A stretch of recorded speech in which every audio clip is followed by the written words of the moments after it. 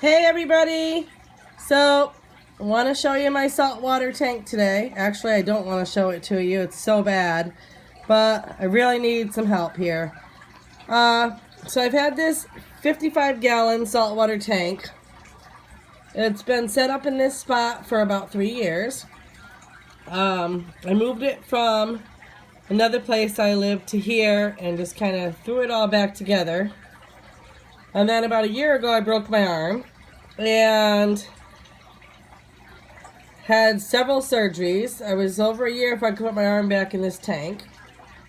And my husband was taking care of it, feeding it, overfeeding it, not feeding it the right things, no brine shrimp, no bloodworms, no mysis, none of that stuff. He was just mostly giving them flakes and pellets. And I lost a lot of my fish, a lot of my corals. And this is the result. I'm going to show you my tank now. Be ready to be shocked because this tank looks so bad, so bad. Some of my fish are still doing pretty well. But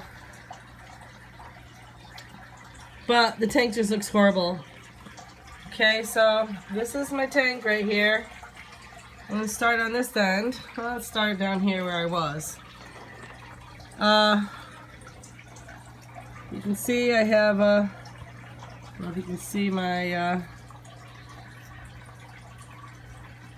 have a mini carpet over here, mini carpet anemone. There was another one in there, but it's just disappeared. I don't know if it's hiding somewhere or where it went. I have some zoanthids right here who do open up, nice and orange at night. And another coral there, it's not opening.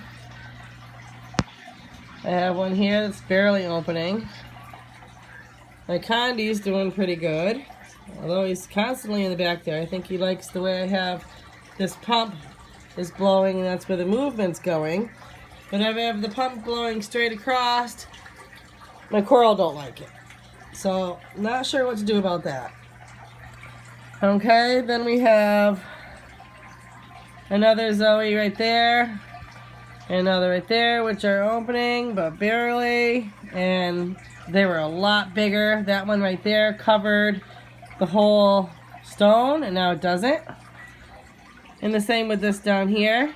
That was up there, but my snail keeps knocking it off, my turbo snail. And you can see some of the polyps are a little bit open, but not really. Then that right there was a big Kenya tree. Huge Kenya tree. And it died.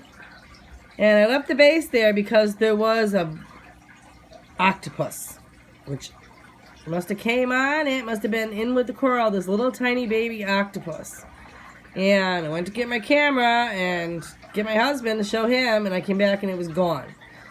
So I imagine it's under one of these other rocks or something got it, but I haven't seen it since that one day. Let me show you my other Kenya. I forgot to show you that. It's over here. It actually was only 2 branches when I started, and it's got more branches now, but not looking the prettiest right there. It's just, I don't know. Okay, and then I have another coral back here. Another tree type coral, I forget what it's called. Kind of brain fart. But it turned all white, thought it was dying. Now it's covered in the red algae there, and I don't know if it's alive or not. Okay, and then I have right here by my tomato clowns just live in this corner here. And see this stuff right here? It looks like kind of like rubber, and it feels like rubber. You can't really poke it off. You can't do anything with it. It's thick, it's hard, and it's gotten on several of my different kinds of rocks around here, and then it'll go away. And then it'll be on them again, and it goes away. And as you can see, there's a lot of it there on that rock. And I don't know what it is. I have taken it off before and worms have come out and different things. I don't know. Is it worms? Should I just get rid of that one piece of rock and throw it out? I am going to redo my tank. As you can see, there's a Montipora up there, which isn't the greatest shape either. I don't even know if it's still alive. You guys tell me. I don't know a lot about Montiporas. And I had this one over here as well that used to grow neon green when the blue lights were on and my big lights were off, and now it's not really. It looks pretty dead to me. Lawnmower, Blunny, and the Tang have been in here the whole time. As you can see, my yellow Tang has lost a lot of his color, but he is starting to get it back. It was really white, and since I've taken over the feeding, you can see the top now it's yellow, so he's starting to get some of his color back. I'm hoping with some good nutritious foods continues to get that way. But I need to break this tank down and start over again, I guess. I have never had a sump pump. I've had this tank for 5 years. Excuse me. I've never had a sump pump, never had a refugee tank. As you can see, this is the bottom of my tank. This is where I keep my Corningware. This is my stand that it's on, this wooden stand. It's been here for a long time. And when I had this at the other house, it was the same way. Now, you can see I've been really sick. I've had the flu for a week. And my tank needed to be cleaned before then. So the back of my tank is dirty. It needs to be vacuumed. It needs a water change. I'm just trying to figure out, do I do all that? Or do I start up a small tank and move all these guys into a small tank and clean my live rock and get new live sand and start all over again? Or what do I do, guys? Somebody tell me what to do, because I don't want to lose the fish that I have. I'd like to keep the coral and try to get them to do better. They're suffering right now. They're obviously not flourishing. I don't know what to do. I don't know how to start. I do have a feather duster worm right here who has been opening. He's not open right now, but he has been. Probably me messing around right here. I'm startling him. I don't know if he was open when I first started this or not.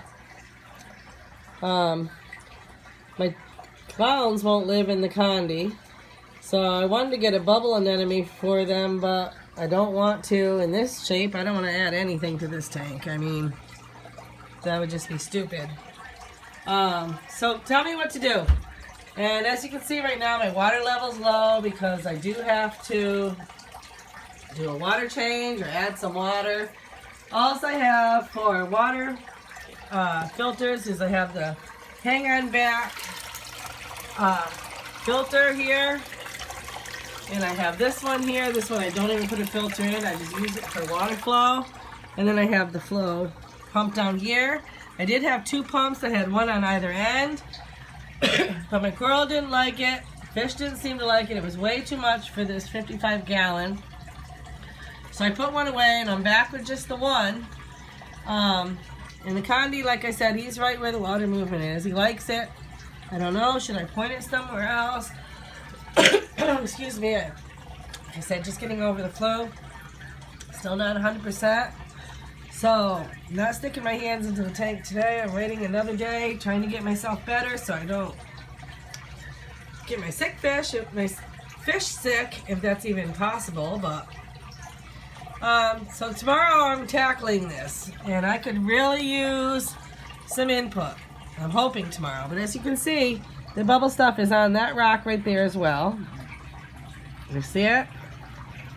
Looks like it's like rubbery stuff. I don't know what it is. I've bought a lot of snails, a lot of hermit crabs. They just keep, something's eating them. The only things I have that seem to survive are the big, I don't know if I'm getting it right there, the big turbo snails. They seem to do okay. Keeping my temperature, 2 thermometers.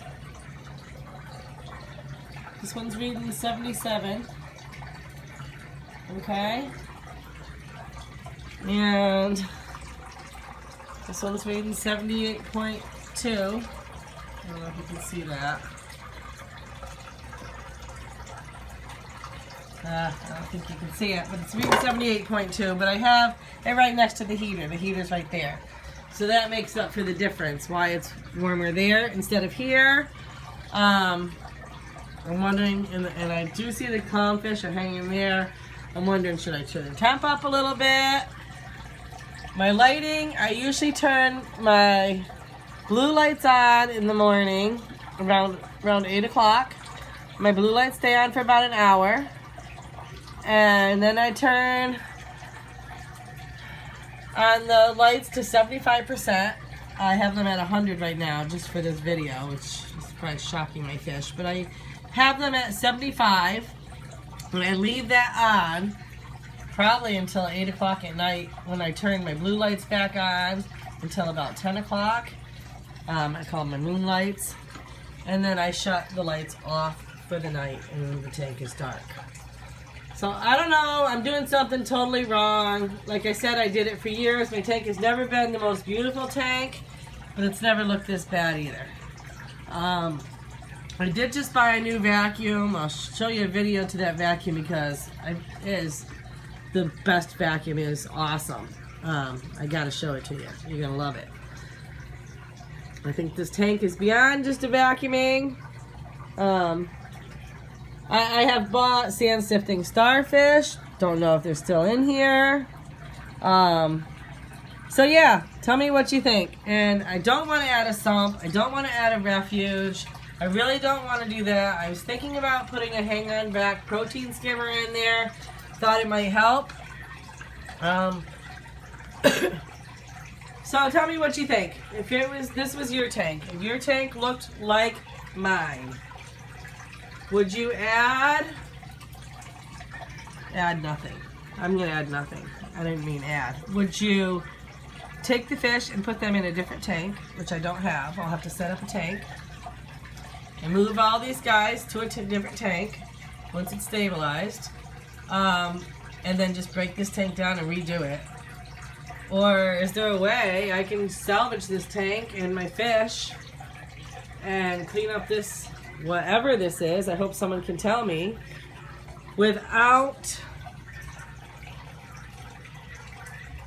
having to break it down? I mean, what would you do? What would you do? It's really, really bad right now, guys. So bad. And this is the lighting I have. I switched from the T5 to the LEDs because everybody told me they were better. I still have my T5 right here, ready to go up. For a while, it just seemed like, as you can see, it doesn't look very bright to me. So I was adding my T5s, and let me just show you.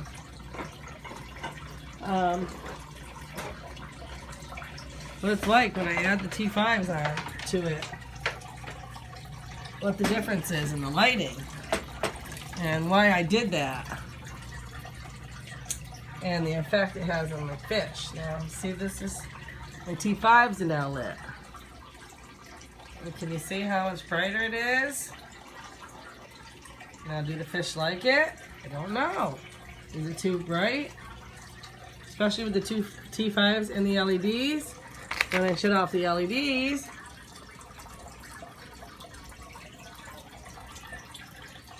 this is my tank with the T5s.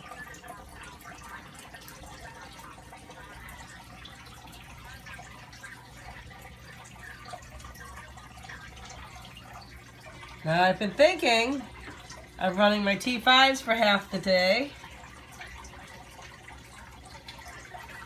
and then running my LEDs for the other half of the day. And then my moonlights at night. But I'm not even sure what to do. And don't tell me to watch the videos on YouTube, because it doesn't matter if you're watching Mass Aquariums or you're watching, excuse me, somebody else. Everybody's got their own opinion. You'll watch 10 different videos. You'll hear 10 different scenarios. Now you can see I changed my lighting and my candy's just closing right up there. See ya?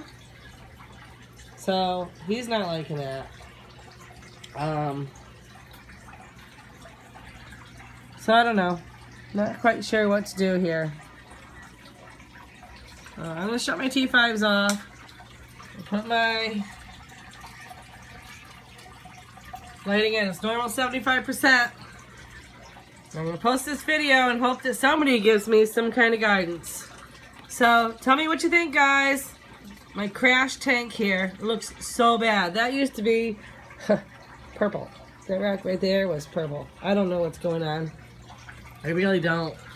But it's so bad. There's my lawnmower bunny. I love that guy. He's so cool. One of my faves in the tank.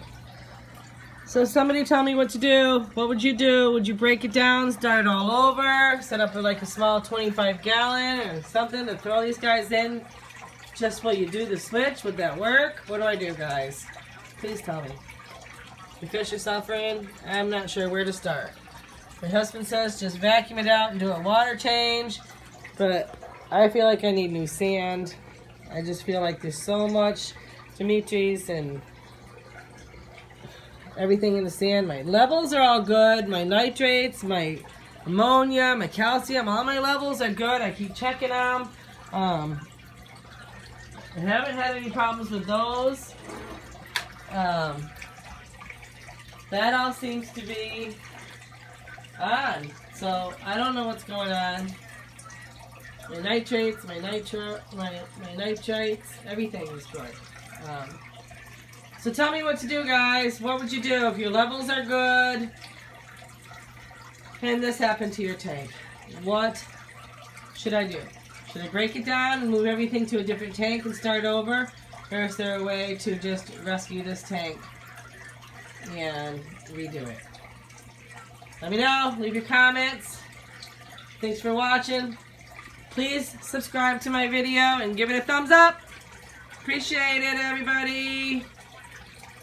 Have a great day. Bye-bye.